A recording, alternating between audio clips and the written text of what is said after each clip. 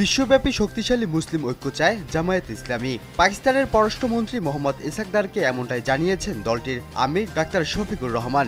এক প্রেস ব্রিফিংয়ে বিষয়টি নিশ্চিত করেছেন বাংলাদেশ জামায়াতে ইসলামের নায়েবে আমির সৈয়দ আব্দুল্লাহ মোহাম্মদ তাহের। সরকারি কর্ম কমিশনের নবনিযুক্ত ৩ জন সদস্যকে শপথ পড়ালেন প্রধান বিচারপতি ডক্টর সৈয়দ রেফায়েত আহমেদ। দুপুরে সুপ্রিম কোর্টের জাজেস লাউঞ্জে এ শপথ অনুষ্ঠিত হয়।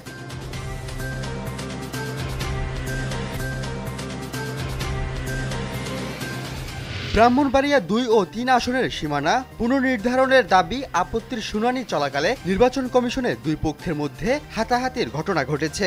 দুপুরে শুনানি চলাকালে এ ঘটনা ঘটে।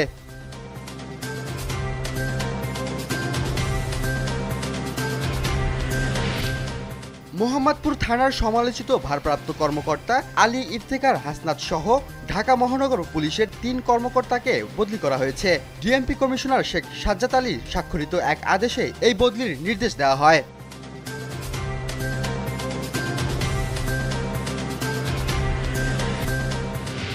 ঢাকার বুড়িগঙ্গা নদী থেকে উদ্ধার নারী শিশু সহ ৪ মরদেহের পরিচয় শনাক্ত করতে পারেনি পুলিশ। এমনকি ৪ মরদেহের দাবিদাররাও কেউ হাসপাতাল কিংবা পুলিশের সঙ্গে যোগাযোগ করেনি।